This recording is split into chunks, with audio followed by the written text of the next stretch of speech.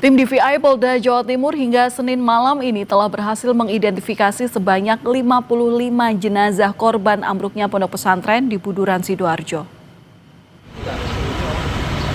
Kabid Dokes Polda Jawa Timur Kombes Pol M. Husnan bilang mengidentifikasi 2 jenazah dan yang teridentifikasi ini merupakan warga Gresik dan Sidoarjo.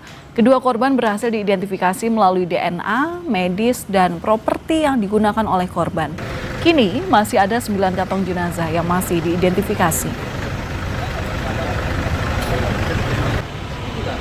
Sampai dengan hari ini, tim gabungan telah berhasil mengidentifikasi total 55 korban dari 67 kantong jenazah yang diterima. Sampai saat ini dari data antemortem yang melaporkan hilang yaitu 63 korban, masih tersisa 8 orang yang belum ditemukan dari antemortem, dan di kamar jenazah kami masih ada 9 kantong jenazah.